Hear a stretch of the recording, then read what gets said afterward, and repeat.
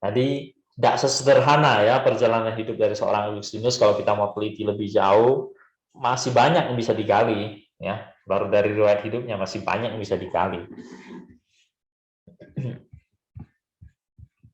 Ya, oke, coba kita lihat lagi dikit lagi. Ya, ini coba kita lihat.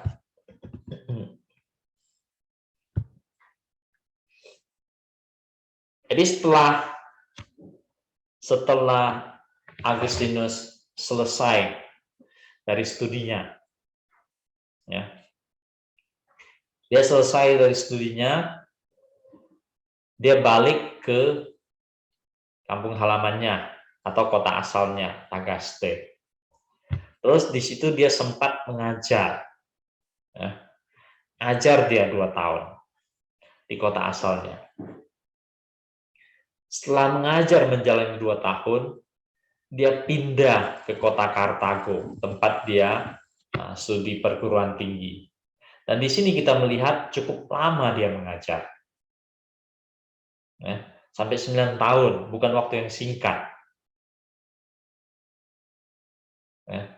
Nah, sambil dia mulai menjalani karirnya atau menjalani pekerjaannya, ya dia membaca semakin luas, semakin luas. Dulunya dia membaca misalnya Cicero, waktu kuliah dia membaca Cicero. Cicero itu tentang hikmat, tentang filsafat, tentang hidup yang berhikmat dalam bahasa Latin. Cicero terkenal sebagai seorang yang ahli pidato gitu. Ya. Nah, belakangan hari setelah Agustinus tamat dari perguruan tinggi, dia mengajar. Sambil mengajar dia juga baca lagi bahan-bahan lain.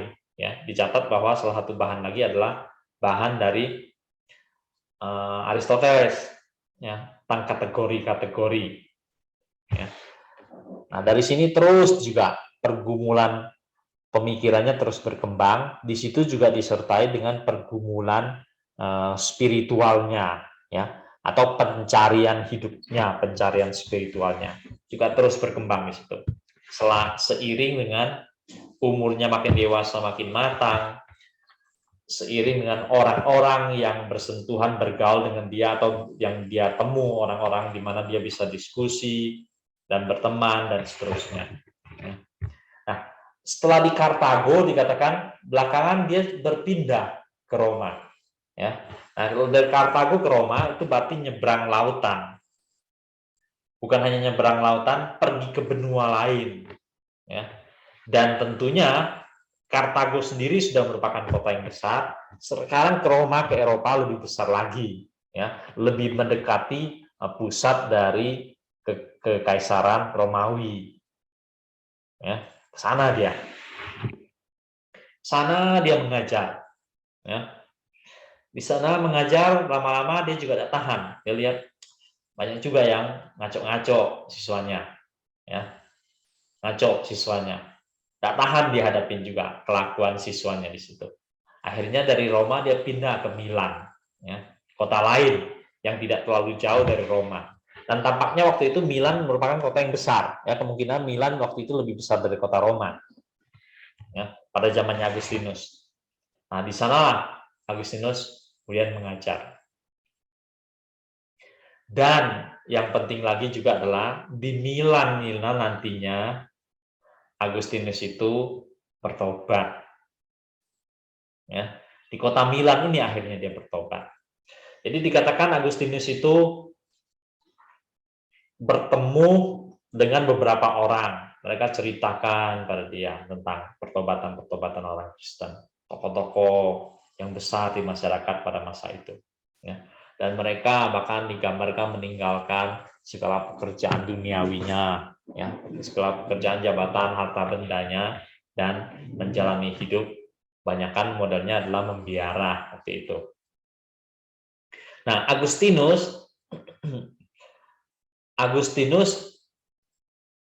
salah satu hal yang membuat dia tidak terlalu tertarik dengan kekristenan adalah karena Agustinus melihat bahwa kitab-kitab Perjanjian Lama itu selain susah dipahami, kitab-kitab Perjanjian Lama itu tampaknya tidak menarik. Kitab-kitab Perjanjian Lama tidak menarik begitu loh. Ya. lebih menarik bacaan-bacaan yang umum seperti karya-karya filsafat dari Cicero, karya-karya filsafat dari Agustinus, atau pemikiran dari orang Manikeisme, itu lebih menarik bagi Agustinus. Ya. Sementara Perjanjian Lama dia melihat tidak menarik. Ya. Nah, Bapak Ibu Saudara sekalian, di sini kita harus sadarin satu hal juga, bahwa kemungkinan besar yang dimaksud dengan Perjanjian Lama yang dipahami Agustinus itu adalah kisah-kisah Perjanjian Lama, terutama dari Mazmur. Ya, dari Mazmur. Tapi secara umum kita tahu bahwa tulisan-tulisan dalam Perjanjian Lama itu genre-nya bukan filsafat. Ya. Jenis sastra tulisan Perjanjian Lama itu cenderung bukan filsafat. Ya. Model genre yang dalam Alkitab yang mirip dengan filsafat itu adalah tulisan-tulisan Rasul Paulus. Ya. Tulisan-tulisan Rasul Paulus itu model genre-nya bisa mendekati filsafat. Ya, tapi kalau Perjanjian Lama pada umumnya enggak. Ya. Nah, Agustinus salah satunya membuat dia memandang remeh iman Kristen atau dia tidak tertarik dengan iman Kristen adalah karena dia melihat Perjanjian Lama itu tidak menarik. Ya. Kalah dibandingkan tulisan-tulisan dalam bahasa Latin ya dari para filsuf. Tidak tertarik dia. Tapi belakangan hari Agustinus di Milan dia berkenalan seorang namanya Ambrosius. Ya. Ambrosius seorang imam juga seorang uskup, ya, orang yang ya pada zaman itu akan terus berkhotbah setiap hari Minggu di tempat di mana dia menjadi imam atau tempat di mana dia mengembalakan. Jadi Agustinus mulai senang dengan uraian-uraian dari Ambrosius. Ya. Cara Ambrosius menjelaskan kitab suci dan cara Ambrosius juga menjelaskan Perjanjian Lama. Jadi dari sini Agustinus melihat ternyata menarik juga ya Perjanjian Lama itu. Ketika seorang Ambrosius berkhotbah, seorang Ambrosius menguraikan atau ketika diskusi menjawab pada Agustinus, dia melihat menarik juga ini. Ya. Nah, Ambrosius sendiri juga seorang yang pengalaman hidupnya menarik bagi Agustinus. Digambarkan bahwa Ambrosius itu sebenarnya seorang pejabat, ya, pejabat tinggi dari Kaisaran Romawi.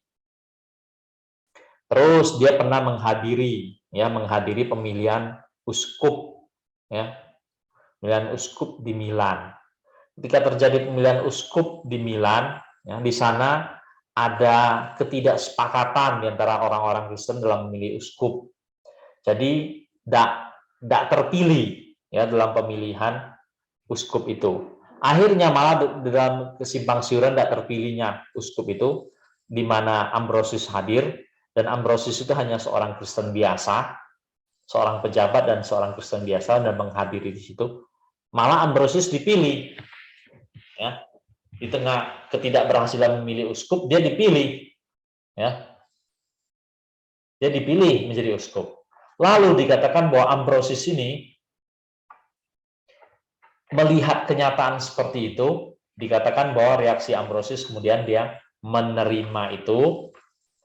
Bukan hanya itu, dia meninggalkan jabatannya di dalam pemerintahan dan dia mengabdikan dirinya sampai akhir hidupnya ya sebagai seorang imam, sebagai seorang uskup. Ya. Jadi dari sini juga ada kesaksian yang hebat, kesaksian hidup yang nyata dari seorang Ambrosius, di mana Ambrosius ini sampai dengan akhir hidupnya masih sering didengarkan oleh Agustinus. Ya.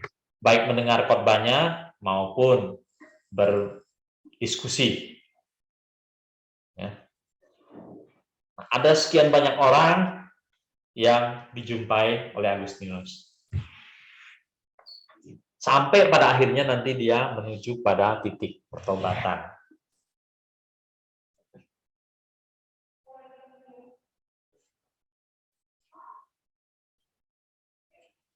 Ya, maju lagi dikit lagi. Jadi Agustinus nantinya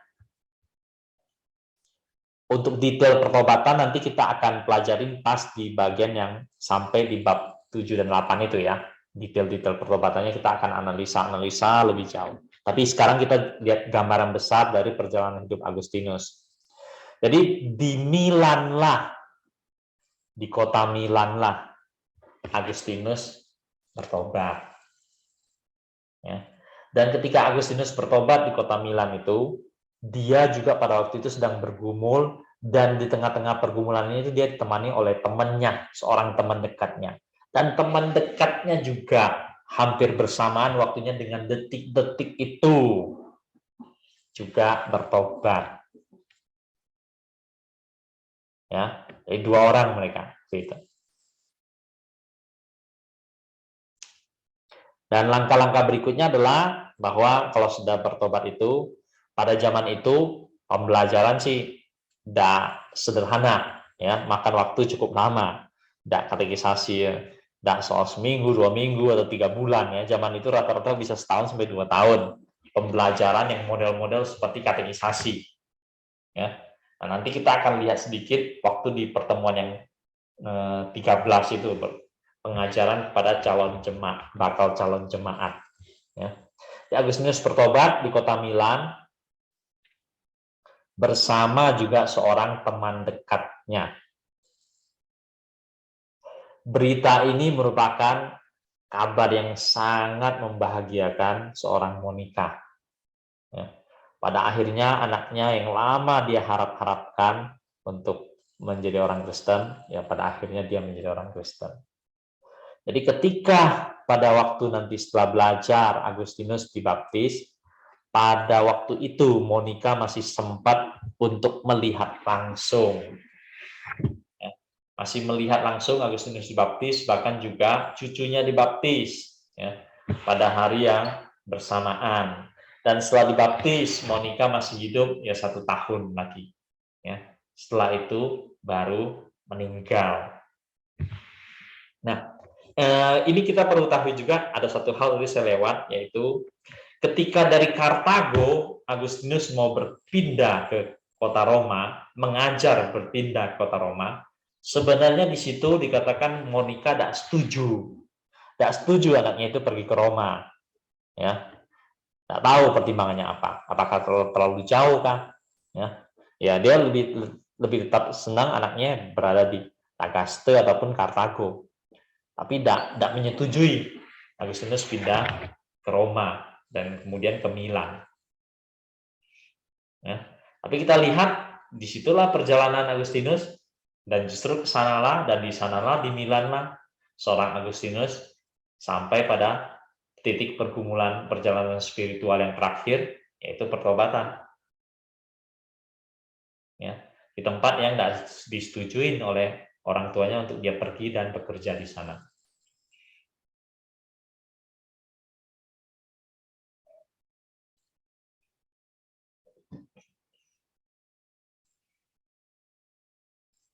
Oke, sampai di sini dulu. Silakan kalau ada hal-hal mau didiskusikan.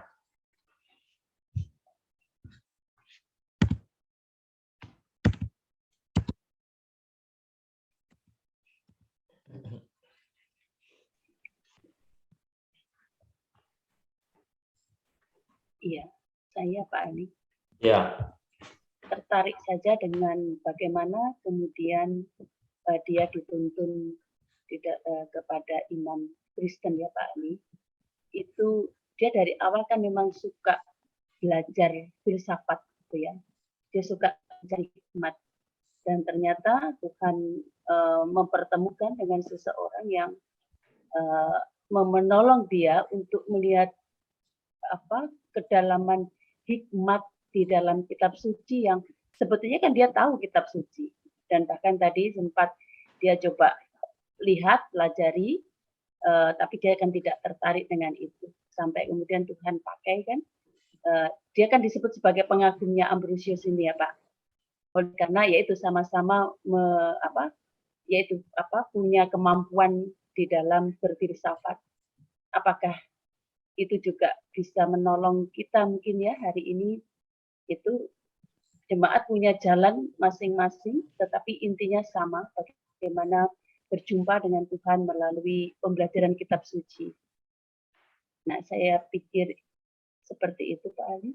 Ya, ya, terima kasih.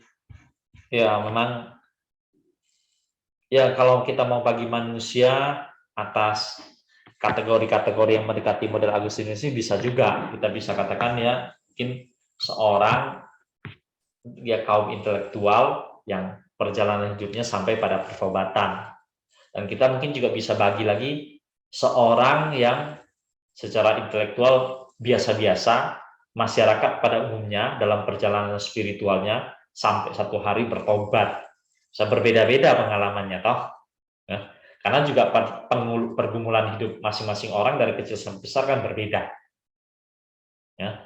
Mungkin ada orang dari kecil terus sakit-sakitan, ya. Terus berjalan makin besar sampai satu hari bertobat. Ada orang lahirkan besar dalam keluarga yang susah terus, ya.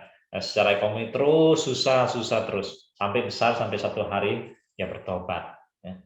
Ada orang yang seperti Agustinus pendidikannya tinggi, terus bergumul secara intelektual juga secara spiritual sampai satu hari bertobat. Atau mungkin juga nanti ada orang lain kita amati misalnya orang yang hidupnya berkecukupan terus dari kecil kaya raya terus menjalani hidupnya ya secara hedonis ya menikmati hidupnya terus di situ juga dia menjalani pergumulan hidup sampai satu hari bertobat ya beda-beda ya beda-beda. Tapi dari semua kelompok-kelompok ini kalau kita mau kelompokkan 2 macam manusia atau 4 macam manusia ya dari 2 kelompok manusia atau 4 macam manusia masing-masing kelompok mereka sampai pada pergumulan dan pertobatan ya banyak hal kita bisa belajar dari situ ya. Kalau kita mau bagi 2 kelompok mungkin dari 2 kelompok itu aja kita bisa belajar sesuatu lalu kita bisa mendapatkan masukan-masukan untuk membimbing orang-orang yang dalam 2 kelompok itu sampai satu hari mereka mengalami pertobatan. Kalau kita setuju dengan pembagian tadi model 4 macam kelompok, 4 macam manusia itu, kita pelajarin setiap kelompok itu, bagaimana perjalanan hidupnya sampai mereka bertobat. Ya mungkin kita bisa dapat masukan-masukan yang berharga untuk kita membimbing orang-orang yang bisa kita kelompokkan 4 macam itu dengan cara yang berbeda kita bimbing mereka sampai perjalanan satu hari juga menuju pertobatan. Paling tidak seorang Agustinus seorang yang sangat intelektual, orang yang terus mencari dan mencari gitu, ya. Bisa kita bilang ilmuwan gitu loh, atau bisa kita bilang filsuf juga boleh, ya. Perjalanan hidup kaum intelektual sampai pada pertobatannya.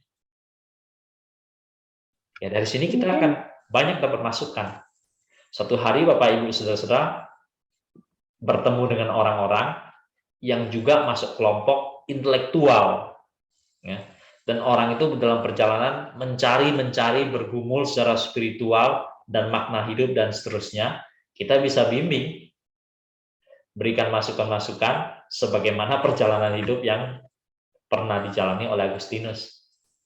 Ya, siapa tahu dari situ ya orang itu dibawa kepada Tuhan.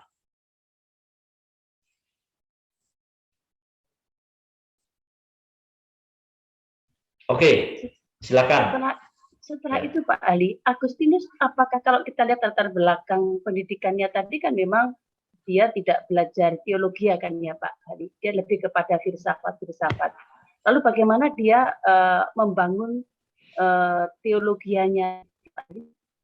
Apakah ada dia berarti apakah dia memasuki atau memahami kitab suci itu berdasarkan yaitu tadi filsafatnya itu tadi dia suka dengan tulisan-tulisan Paulus ataukah ada dia kemudian melanjutkan belajar lagi atau bagaimana pada waktu itu? Ya ini pertanyaan yang menarik juga ya. Cuman pertanyaan ini banyak muncul dari kekinian kita kita coba memahami masa itu ya. Jadi yang jelas adalah di dalam tulisan orang-orang tentang hidup Agustinus maupun tulisan Agustinus sendiri tidak ada petunjuk bahwa dia pernah belajar sekolah khusus berkaitan dengan dalam tanda petik sekolah teologia, ya, dalam tanda petik sekolah teologia. Tidak ada petunjuk itu sama sekali, ya, dan tidak ada kelihatannya di daerah dekat Agustinus sana ataupun tempat lain di mana di situ ada sekolah teologi, tidak ada petunjuk itu sama sekali. Jadi bagaimana Agustinus pada akhirnya bisa menjadi ya seorang yang melayani, berkhotbah, menulis dan seterusnya? Secara praktis kita hanya bisa mengatakan itu dari pembelajaran dia sendiri dan perenungan dia sendiri, ya. Ditambah dengan dulunya dia punya modal dasar yaitu pernah sekolah, tapi sekolah yang umum, ya, sekolah yang umum, perguruan tinggi dalam bidang yang umum, bukan teologi ya maksudnya. Ya.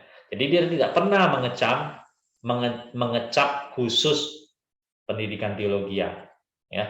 Dalam tanda petik, Agustinus juga tidak pernah ikut PA gitu loh, atau juga tidak pernah ikut sekolah Alkitab malam, ya. Kalau kita mau kembangkan lebih jauh kan, sekolah Alkitab malam kan mestinya lebih keren dibanding PA, ya, atau dibanding KTB gitu loh. Sekolah Alkitab malam pun tidak ada, ya, tidak pernah dia.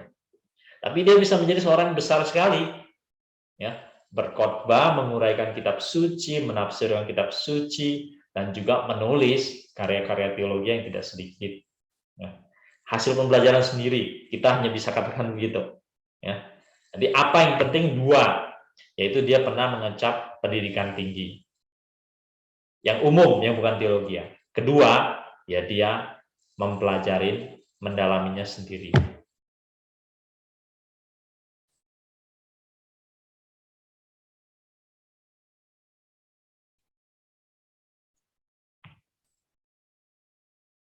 Oke, silakan kalau masih ada. Ya Pak Hali, kalau gitu, apakah kita ini tanda kutip, apakah ya saya hanya berpikir ya, apakah Tuhan hanya menciptakan satu Agustinus gitu loh, yang punya pemahaman yang luar biasa tanpa harus studi teologi atau apa? Apakah kemungkinan zaman sekarang pun misalnya ada orang tampil tanpa harus sekolah teologi atau apa, tapi hasil perenungan mereka dengan Tuhan, kehidupan mereka dengan Tuhan bisa menghasilkan satu karya yang luar biasa, misalnya tanpa harus punya jenjang teologi atau apa, sekedar dia orang itu pinter misalnya luar biasa. Silakan. Ataukah saya melihat mungkin saja karena ya memang dulu itu kategorisasinya kan berbeda dengan kita zaman ini ya. Dulu itu betul-betul mereka mengikuti sang pemimpin bagaimana belajar hidupnya, pikirannya, karyanya. Nah, itu mungkin kalau saya melihat apakah mungkin Ambrosius ini yang memberikan kontribusi yang besar, Pak? Ya. Silakan Bapak Ibu, ada yang mau menanggapin sebelum saya nanggapin?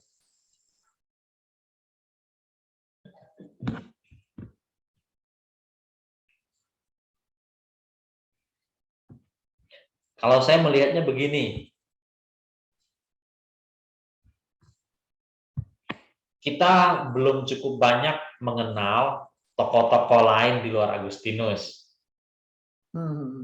Ya, tokoh-tokoh lain di dalam bapak-bapak gereja, kelompok bapak-bapak gereja. Ya. Nah, kalau kita sudah belajar lebih banyak kelompok-kelompok yang masuk abad-abad yang paling awal, 4 abad pertama dalam sejarah Kekristenan, mestinya kita bisa bertemu dengan banyak orang seperti Agustinus. Ya. Kita bisa bertemu dengan cukup banyak orang seperti Agustinus, terutama di 4 abad awal sejarah Kekristenan.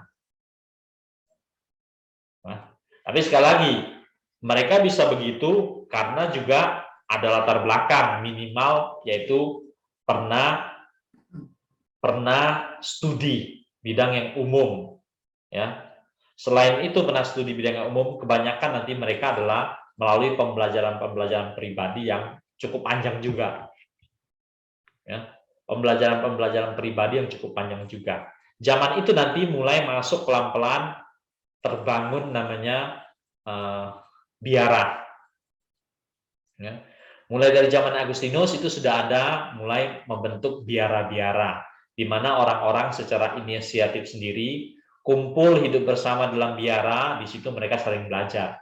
Ya. Jadi intinya adalah memupuk rohani, juga merenungkan, juga membaca kitab suci, dan seterusnya. Dari situ mereka belajarnya. Ya, dari situ mereka belajarnya. Tentu dalam belajar itu, dengan segala keterbatasan bahan-bahan yang ada, mereka juga membaca berbagai karya orang-orang lain. Ya, jadi bukan hanya Alkitab saja yang mereka baca, juga banyak karya-karya orang-orang lain, bahkan orang-orang yang masyarakat umum yang non-Kristen pun bahan-bahan yang bagus-bagus yang terkenal yang mereka baca juga. Ya. Jadi sebenarnya untuk 4 abad awal sejarah kekristenan, banyak bapak-bapak gereja yang dalam tanda petik tidak ada sekolahan, tidak melalui sekolahan teologi. Tapi mereka meninggalkan banyak sekali ya, karya tulis yang sangat berharga ya, dan punya pemahaman teologi yang tinggi dan mendalam. Ya, masih banyak tokoh-tokoh seperti itu. 4 abad awal sejarah kekristenan.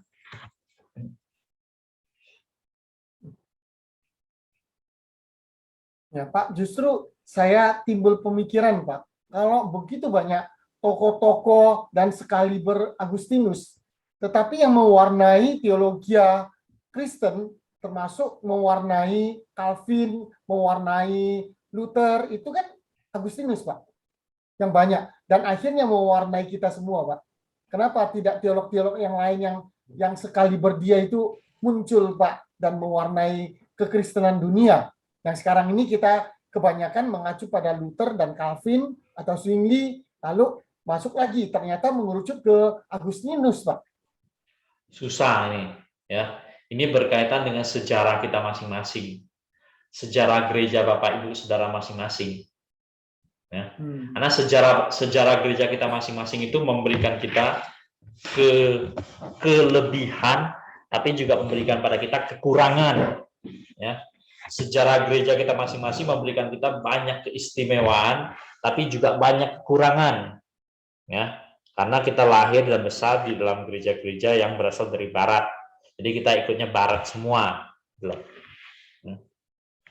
karena orang Belanda yang memberitakan Injil ke sini, atau orang Jerman yang memberitakan Injil ke sini, ya, dan seterusnya begitu, ya, atau orang Amerika, orang Inggris yang memberitakan Injil ke sini, begitu. Jadi yang kita serap yang begitu-begitu, ya, yang kita serap yang begitu-begitu, dan kemungkinan juga ya karena kalau menurut saya orang seperti Calvin, Luther juga mungkin akses mereka ke bahasa Yunani juga agak terbatas. Ya. Orang seperti Luther dan Calvin juga jago bahasa Latinnya, mereka bisa bahasa Yunani dan bahasa Ibrani, tapi bahasa Latinnya jago banget. Ya. Tapi sejauh mana mereka jago bahasa Yunaninya, kita masih belum tahu. Ya, di zaman Calvin dan Luther, bapak-bapak gereja sudah banyak meninggalkan tulisan-tulisan dalam bahasa Yunani. Ya, tapi sejauh mana mereka mengaksesnya, tidak tahu kita. Ya, sejauh mana orang seperti Calvin dan Luther mengaksesnya, tidak tahu kita. Atau sejauh mana orang seperti Thomas Aquinas mengakses literatur berbahasa Yunani, ya, tidak tahu kita. Yang jelas mereka banyak mengakses literatur berbahasa Latin. Ya, karena pada waktu itu memang bahasa Latin sedang primadona di dunia ini. Ya. Jadi kita masih, selain orang dari tulisan-tulisan berbahasa Yunani, kita masih banyak juga berhutang pada sejarah gereja kita yang umum, karena kita adalah masuk kategori gereja Barat. Kita belum lagi akses sumber-sumber dalam gereja Timur, ya, yang juga kaya sekali literaturnya. Ya. Karena memang sejarah gereja kita masing-masing adalah sejarah gereja dari Barat, bukan sejarah gereja dari Timur. Maksudnya di sini adalah kita bukan sekelompok dengan gereja Ortodoks, ya, tidak sekelompok dengan gereja Timur, tapi sama-sama Kristen, ya. Nah, mudah-mudahan nanti kedepannya kita bisa mengakses lebih banyak dengan nanti terus ada penerjemahan. Saya harap kita bisa baca lebih banyak lagi literatur bapak gereja dalam bahasa Latin, dalam bahasa Yunani yang terjemahkan ke Inggris dan Indonesia, termasuk juga dari gereja-gereja Ortodoks yang diterjemahkan ke bahasa Indonesia dan bahasa Inggris. Oke, ini kita ambil waktu sebentar, kita ini aja ya.